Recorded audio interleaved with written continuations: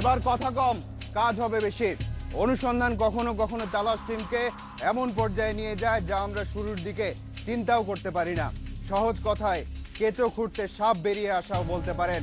তালাশের এবারের পর্বের অনুসন্ধান শুরু হয়েছিল একটি অপহরণের রহস্য উদ্ঘাটনের মধ্যে দিয়ে, কিন্তু ঘটনা আমাদের টেনে নিয়ে গেছে পাবলিক বিশ্ববিদ্যালয়ের ভর্তি জালিয়াতি পর্যন্ত। এর মধ্যে আছে অপহৃত সন্তানকে উদ্ধারের জন্য একটি পরিবারের নিরন্তর হাহাকার, আছে মুক্তিপণের জন্য হত্যার হুমকি, আর বেরিয়ে এসেছে দেশের সর্বোচ্চ বিদ্যাপীঠগুলোর কিছু ছাত্রের চৌকস জালিয়াতির ভয়ঙ্কর হত্যার হুমকি, আর বেরিয়ে এসেছে দেশের সর্বোচ্চ বিদ্যাপীঠগুলোর কিছু ছাত্রের চৌকস জালিয়াতির ভয়ঙ্কর ঘটনা। দেখুন এবারের তালাশ।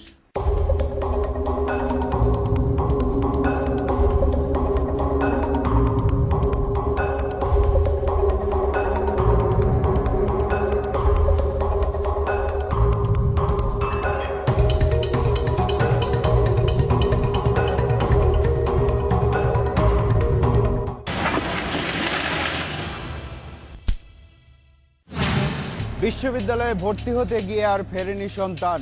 মুক্তিপণ হিসেবে লাখ লাখ টাকা দাবি করছে একটা চক্র। মুক্তিপণের টাকা দেওয়ার জন্য সময় বেঁধে দেয়া হয়েছে, কিন্তু বাবার সামর্থ্য নেই ওই পরিমাণ মুক্তিপণ দেবার। কি হবে এখন? চলুন ঘটনায় ঢুকে পড়ি।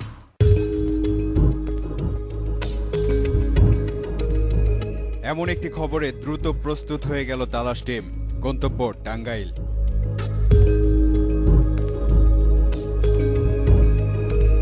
রাতের মধ্যেই টাঙ্গাইলে পৌঁছে যার মুক্তির জন্য মুক্তিপণ চাওয়া হচ্ছে, সকালেই সেই বাড়িতে তালাশ টিম।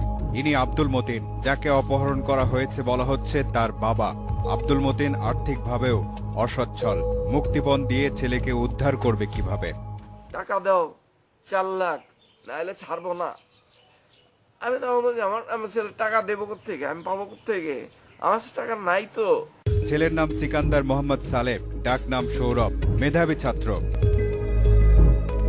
জাতীয় বিশ্ববিদ্যালয়ের অধীনে ভর্তি হলেও পাবলিক বিশ্ববিদ্যালয়ে ভর্তি না হতে পারার আফসোস ছিল সৌরভের।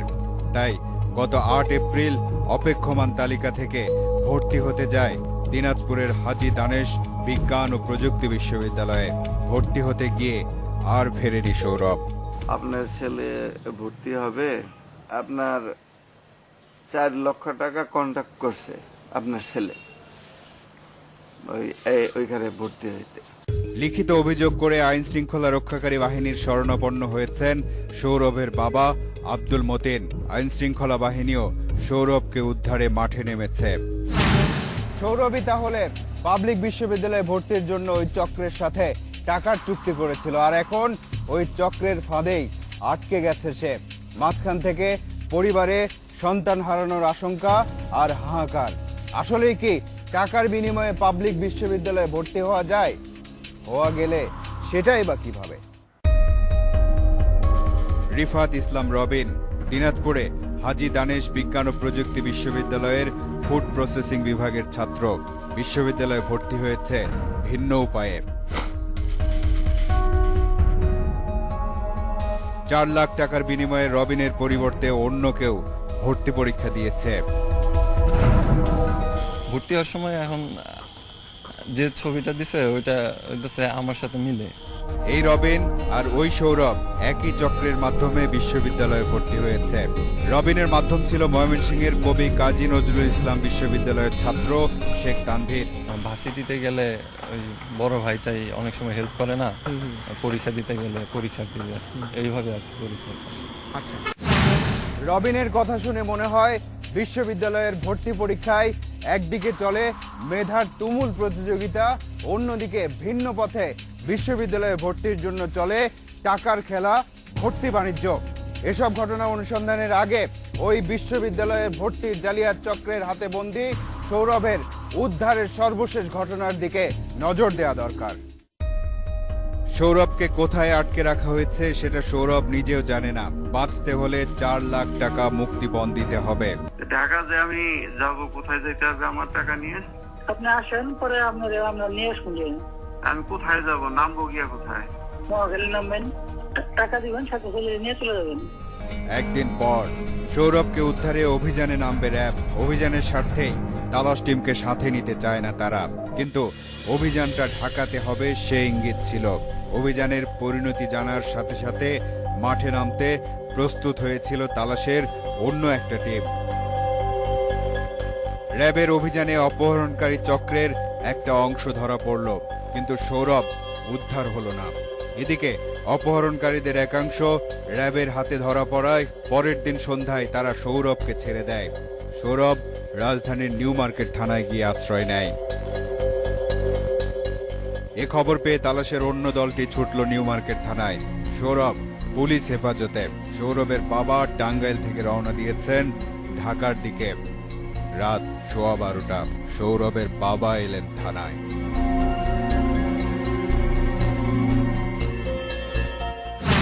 সৌরভ তো উদ্ধার হলো, ঘটনা কি তাহলে এখানেই শেষ হয়ে যাবে?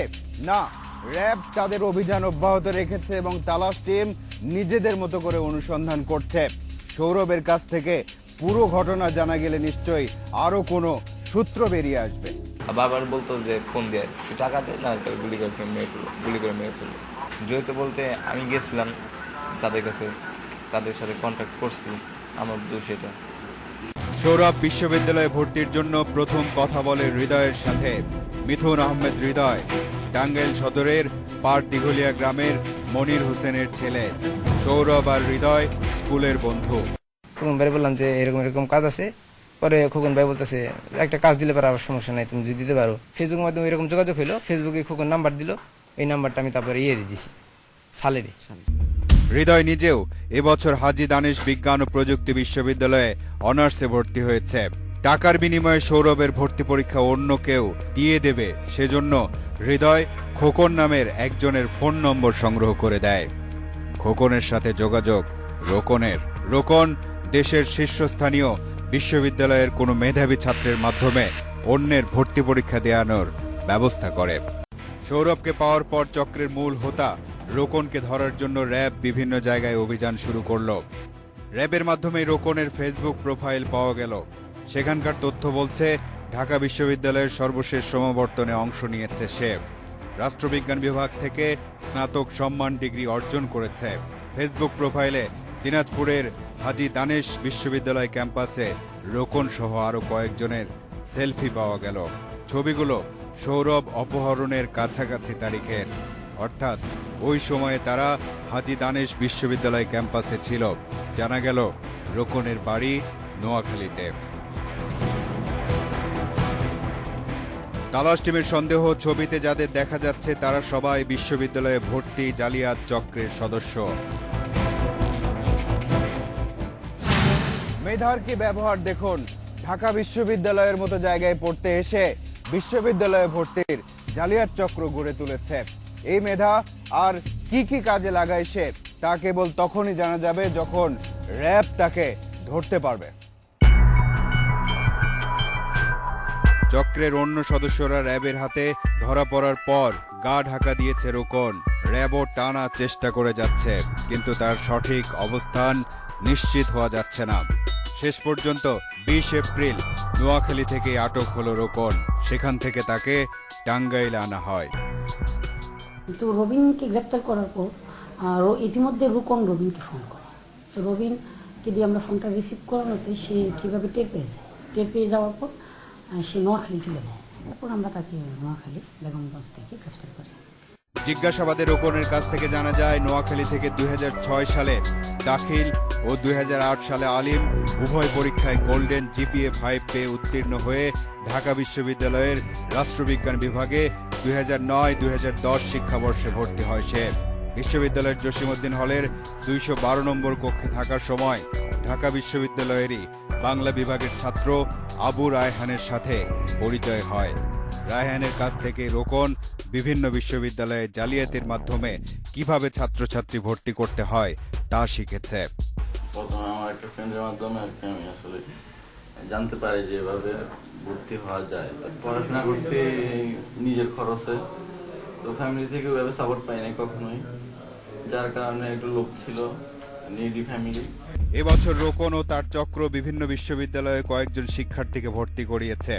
এদের মধ্যে হাজী দানেশ বিজ্ঞান ও প্রযুক্তি বিশ্ববিদ্যালয়ের কৃষি প্রকৌশল বিভাগে সালেহ সৌরভ, খাদ্য প্রকৌশল বিভাগে মোহাম্মদ রিফাত ইসলাম রবিন, বিবিএতে আদল বিন আশরাফ এবং আরিফ হোসেন নামের একজনকে ইংরেজি বিভাগে ভর্তি করিয়েছে। এদের প্রত্যেকের জন্য ভর্তি পরীক্ষা দিয়েছে অন্যজন। তার বিনিময়ে রোকন চক্র জন প্রতি 4 থেকে 5 লাখ টাকা করে নিয়েছে। আমাদের কাছে এরকম নিউজ ছিল যে এই অপহরণকারী চক্রের লোকজন ঢাকা কলেজ অথবা ঢাকা ইউনিভার্সিটি স্টুডেন্ট অথবা তারা কোনো ছাত্র সংগঠনের সাথে জড়িত। চক্রের প্রাথমিক স্তরে কাজ করেছে টাঙ্গাইলের মিথুন আহমেদ হৃদয়। তালাশ টিমের অনুসন্ধান বলছে হৃদয়ও একইভাবে হাজী দানেশ বিজ্ঞান ও প্রযুক্তি বিশ্ববিদ্যালয়ে ভর্তি হয়েছে। হৃদয় যদি নিজে ভর্তি পরীক্ষা দিয়ে ভর্তি হয়ে থাকে তাহলে অন্যকে ভিন্ন পথ দেখালো কেন? কোনো কিছু বিশ্বাস বা অবিশ্বাস করার আগে যাচাই করে নেওয়া ভালো, কিন্তু যাচাইটা করা যাবে কিভাবে? কাজ আরো বেড়ে গেল। 4 মিনিট পর আসছে। এই বলেছি, তালাশের এবারের পর্বে অনুসন্ধানে নেমে আমাদের কেঁচো খুঁড়তে সাপ বেরিয়ে আসার অবস্থা। ভর্তি পরীক্ষার জালিয়াতির সাথে সম্পৃক্ত একটি চক্র যখন সামনে চলে এলো তখন জানা গেল আরো বেশ কয়েকটি চক্র আছে যারা এই কাজে লিপ্ত। ছাত্র অবস্থাতেই লাখ লাখ টাকা উপার্জন তাদের। তাদের মেধা কোথায় ব্যবহার করে সেটা দেখুন। লিপ্ত ছাত্র অবস্থাতেই লাখ লাখ টাকা উপার্জন তাদের। তাদের মেধা কোথায় ব্যবহার করে সেটা দেখুন। ভর্তি জালিয়াতি চক্রের প্রাথমিক স্তরে কাজ করে বিশ্ববিদ্যালয়ে ভর্তি হতে ইচ্ছুক শিক্ষার্থীরা। তারা কোনো টাকা পায় না। পরের স্তরে কাজ করে একজন জেলা প্রতিনিধি। মূলত সেই ভর্তিচ্ছু শিক্ষার্থীর সাথে টাকার চুক্তি করে। ভর্তির সুযোগ পেলে দিতে হয় 4 থেকে 5 লাখ টাকা। এই জেলা প্রতিনিধি কোনো একটা কোচিং সেন্টারের শিক্ষক ও বিশ্ববিদ্যালয়ের বড় ভাইয়ের সাথে যোগাযোগ করে। টাকার একটা অংশ চলে যায় তার পকেটে। সেই বড় ভাই আবার এসব জালিয়াত চক্রের প্রধানের সাথে চুক্তি করে। তার সাথে চুক্তি হয় 2 থেকে 2.5 লাখ টাকার। বিশ্ববিদ্যালয়ে ভর্তি পরীক্ষার দিন চক্রের প্রধান বিষয় সংশ্লিষ্ট বিভিন্ন বিশ্ববিদ্যালয়ের মেধাবী শিক্ষার্থীকে দিয়ে ভর্তি পরীক্ষা দেয়। যে ভর্তি পরীক্ষা দেয় সে পায় 1 লাখ টাকা। আগেই এরকম কথা থাকে যে 4 লক্ষ টাকা দিতে হবে বা যার কাছ থেকে যত নিতে পারে। তো অভিভাবক যারা টাকা দিয়ে দেন তারা মার্কশিট এবং ভিকটিমকে অভিভাবকের কাছে হ্যান্ড ওভার করে দেয়। কিন্তু যারা টাকা দিতে চায় না তখন তারা ভিকটিম যিনি পরীক্ষার্থী তাকে প্রকৃত পরীক্ষক তাকে আটক করে রাখে এবং তার মূল মার্কশিট এবং সার্টিফিকেটটা তাদের হেফাজতে নিয়ে নেয়। দেশের প্রায় সব পাবলিক বিশ্ববিদ্যালয়ের ভর্তির আবেদন এখন অনলাইনে নেওয়া হয়। আবেদন করার সময় ছবি ও স্বাক্ষর আপলোড করতে হয়। এই জালিয়াত চক্র ভর্তি পরীক্ষার সকল তথ্য নিয়ে অনলাইনে আবেদন ফর্ম পূরণ করে। সকল তথ্য ঠিক থাকলেও ছবির ক্ষেত্রে সূক্ষ্ম গরমিল করে। ছবিতে এমনভাবে কাজ করা হয় যেন ভর্তি পরীক্ষায় অংশগ্রহণকারী আর ভর্তিকৃত শিক্ষার্থীর দুজনের চেহারায় মিল পাওয়া যায়। তারপর পরীক্ষার কক্ষে পরিদর্শকদের চোখ এড়িয়ে পরীক্ষা দিয়ে চলে আসে। স্বাক্ষরের ক্ষেত্রে ইংরেজিতে বড় অক্ষরে স্বাক্ষর দেয়া হয় যেন হাতের লেখায় তেমন কোনো পরিবর্তন চোখে না পড়ে। রোকন চক্রের কাছ থেকে ঢাকায় এরকম আরো কয়েকটি চক্রের নাম পাওয়া গেল। এর মধ্যে ঢাকা বিশ্ববিদ্যালয়ের মাস্টার্স প্রথম বর্ষের ছাত্র আবু রায়হান ও দেবজিতের নেতৃত্বে 2টি চক্র আছে। আন্তর্জাতিক সম্পর্ক বিভাগের মাস্টার্স প্রথম বর্ষের ছাত্র শামীমের নেতৃত্বে একটি চক্র, জগন্নাথ বিশ্ববিদ্যালয়ের আলমগীর হোসেনের নেতৃত্বে একটি চক্র আর ময়মনসিংহের ত্রিশালের জাতীয় কবি কাজী নজরুল ইসলাম বিশ্ববিদ্যালয়ের অর্থনীতির ছাত্র শেখ তানভীরের নেতৃত্বে একটি চক্র কাজ করে। এই চক্রে প্রক্সি ভর্তি পরীক্ষার্থী হিসেবে কাজ করে ঢাকা বিশ্ববিদ্যালয়ের রসায়ন বিভাগের 4র্থ বর্ষের ছাত্র মোহাম্মদ আশরাফুল, সোশ্যাল ওয়েলফেয়ার বিভাগের 4র্থ বর্ষের ছাত্র মোহাম্মদ মাহবুব হোসেন এবং বুয়েটের মেকানিক্যাল ইঞ্জিনিয়ারিং বিভাগের 4র্থ বর্ষের ছাত্র জিহান। এরা প্রত্যেকেই পরীক্ষা প্রতি 1 থেকে 1.5 লাখ টাকা করে নেয়। এসব তথ্য জেনে বারবার শুধু একটা কথাই মাথায় আসছে, মেধার কি ব্যবহার দেখুন। অর্থ উপার্জনের জন্য যেন তারা আর অপেক্ষা করতে পারেনি। তারা আরো যে কি কি করে সে তথ্য তো আমাদের কাছে নেই। হাজী দানেশ বিজ্ঞান ও প্রযুক্তি বিশ্ববিদ্যালয় শিক্ষার্থীদেরও পছন্দ, আবার তালাশের অনুসন্ধান বলছে ভর্তি জালিয়াতির জন্য ওই চক্রেরও পছন্দ এই বিশ্ববিদ্যালয়, আর বিশ্ববিদ্যালয় কর্তৃপক্ষের পছন্দ তালাশ। তাই তাদের কাছ থেকেও অনুসন্ধানে সহযোগিতা পাওয়া গেল। আমরা সাধ্যমতো চেষ্টা করেছি এবং সক্ষম হয়েছি। আমরা মনে করি যে আমাদের চেষ্টা কোনো ত্রুটি ছিল না এবং এই ব্যাপারে জিরো টলারেন্সে কাজ করেছি। কোনোভাবে যদি কোনো জালিয়াতি না করতে পারে তৎপরতার কোনো ভাব ছিল না আমাদের, এবং আমরা সক্ষম হয়েছি সকলকে নিয়ে। ভর্তি পরীক্ষার সময় বিশ্ববিদ্যালয় ক্যাম্পাসে ভ্রাম্যমাণ আদালত কাজ করে। ভর্তি জালিয়াতি এবং প্রক্সি পরীক্ষা দিতে আসা কয়েকজন ধরাও পড়েছে। ভ্রাম্যমাণ আদালত তাদের বিভিন্ন মেয়াদে সাজা দিয়েছে। সাজাপ্রাপ্তদের একজন ঢাকা বিশ্ববিদ্যালয়ের ছাত্র ময়মনসিংহের মোহাম্মদ আশরাফুল। এই আশরাফুলের নাম আপনারা একটু আগেই জেনেছেন। এ তালিকায় আছে নড়াইলের রিয়াজুল ইসলাম, সমাপ্ত গায়েন, কক্সবাজার জেলার মহেশখালীর শফিউল্লাহ, জগন্নাথ বিশ্ববিদ্যালয়ের ছাত্র ঠাকুরগাঁয়ের মোহাম্মদ রাসেল। তারা ভর্তি হতে এসছে, পরীক্ষার সময় তারা পরীক্ষা দেয়নি। এরকম দুজনকে আমরা পেয়েছি। পরবর্তীতে তাদের স্বীকারোক্তি অনুযায়ী আমরা একটি মামলা করি দিনাজপুর কোতোয়ালি থানা, এবং মামলা সহ সেই আসামি দুজনকে আমরা পুলিশের কাছে হস্তান্তর করি। কিন্তু একজন অভিযুক্তের বিষয়ে এখনো কোনো সিদ্ধান্ত নেওয়া হয়নি, আর সে হলো টাঙ্গাইলের মিথুন আহমেদ হৃদয়, যে সৌরভকে রোকন চক্রের পথ দেখিয়েছিল। হৃদয়ের ভর্তির নথিপত্র ঘেঁটে দেখা যায় ভর্তি ফরমে ব্যবহৃত ছবি আর হৃদয়ের বাস্তব ছবির মধ্যে পুরোপুরি মিল নেই। আরও অনেক বিষয়ই অসামঞ্জস্যপূর্ণ। ছবি এবং ভিডিও ফুটেজ সেখানে সে যেসব স্বীকারোক্তি দিয়েছে তালাশ টিমের কাছে, সেই স্বীকারোক্তির ভিত্তিতেই হৃদয়ের ভর্তি হয়তো বাতিল হয়ে যাবে। এবার একটু অন্যদিকে নজর দেয়া যাক। চুক্তির টাকা দিতে পারেনি জন্য সৌরভকে অপহরণ করে রেখেছিল ভর্তি জালিয়াত চক্র। আর যারা 4 থেকে 5 লাখ টাকা খরচ করে বিশ্ববিদ্যালয়ের ছাত্র হয়েছে, তারা টাকাগুলো কোথায় পেল? দিনাজপুরের হাজী দানেশ বিজ্ঞান ও প্রযুক্তি বিশ্ববিদ্যালয়ের ডাটাবেজে থাকা ভর্তিকৃত শিক্ষার্থীদের মধ্যে থেকে অভিযুক্তদের তথ্য যাচাই হচ্ছে। আদল বিন আশরাফ রোকন চক্রের মাধ্যমে এই বিশ্ববিদ্যালয়ে ভর্তি হয়েছে বলে অভিযোগ আছে তার নামে। আদলকে ডেকে আনা হলো বিশ্ববিদ্যালয়ের প্রক্টর অফিসে। ভর্তি যাচাইয়ের জন্য বেশ কিছু প্রশ্ন করা হলো তাকে। সব প্রশ্নের ঠিকঠাক উত্তর দিতে পারল আদল। নিজের স্বাক্ষর মেলানোর জন্য পুনরায় স্বাক্ষর নেওয়া হলো, স্বাক্ষরও একই। এবার ছবি মেলানোর পালা। বিশ্ববিদ্যালয়ের ভর্তি ফরমে যে ছবি দেয়া হয়েছে সেই ছবির সাথে বাস্তব ছবির একটু ভিন্নতা চোখে পড়ল। এবার আদলকে জেরা করলে আসল ঘটনা বেরিয়ে এলো। এটা তোমার ছবি না, কার ছবি এটা তোমাকে বলতে হবে। জাহাঙ্গীরনগরের জন্য প্রক্সির জন্য একটা রিপোর্ট ছিলাম, কিন্তু জাহাঙ্গীরনগর প্রক্সির জন্য আমি এই ছবিটা দিছিলাম। ঢাকা বিশ্ববিদ্যালয়ের ম্যানেজমেন্ট অ্যান্ড ইনফরমেশন সিস্টেম বিভাগের ছাত্র রাজিবুল হাসান তারিফ 4 লাখ টাকার বিনিময়ে তাকে প্রক্সি পরীক্ষার্থীর মাধ্যমে ভর্তি পরীক্ষায় চান্স পাইয়ে দেওয়ার চুক্তি করে। আচ্ছা, তোমার সাথে যে রাজীবের কন্ট্যাক্ট হয়েছে, হ্যাঁ, সেই রাজীবকে তুমি দেখলে চিনতে পারবা? জি, চিনতে পারবা। আচ্ছা, আমাদের কাছে যে ছবি আছে দেখো তো, এইটা সেই রাজীব কিনা? এটা? জি, এই সেই রাজীব। জি, এর সাথেই তুমি টাকা লেনদেন করেছো? জি।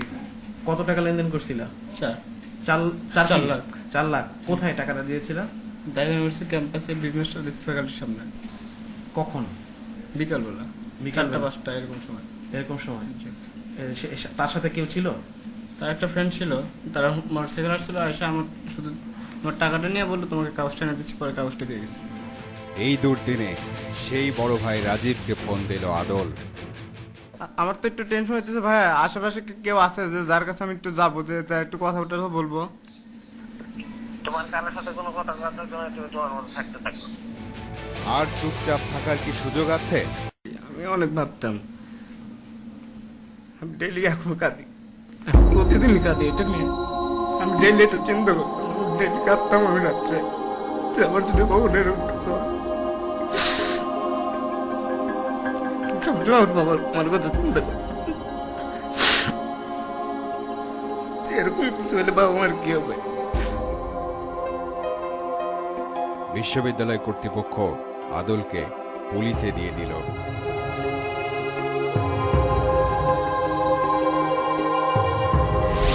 এই অনুসন্ধান এভাবে শেষ হবে তা আমরা কখনো ভাবিনি। অনুসন্ধানের পথ কখনো কখনো আমাদের কঠিন বাস্তবতার সম্মুখীন করে। এই আদলের বেলায় যা ঘটলো তা কি আসলেই কাম্য ছিল? আর একটি প্রশ্ন আমাদের মাথায়, মোবাইলের সিম, বায়োমেট্রিক রেজিস্ট্রেশনের পরেও এসব ঘটনা ঘটে কিভাবে? এবার যেতে হবে। আজ চলে যাচ্ছে কিন্তু যাচ্ছি না। পরবর্তী অনুসন্ধান শেষে তালাশ টিম আবারও এসে দাঁড়াবে আপনাদের সামনে। দর্শক, আপনাদেরকে নিয়ে, আপনাদের জন্য এই অনুষ্ঠান। লিখুন এই ঠিকানায়।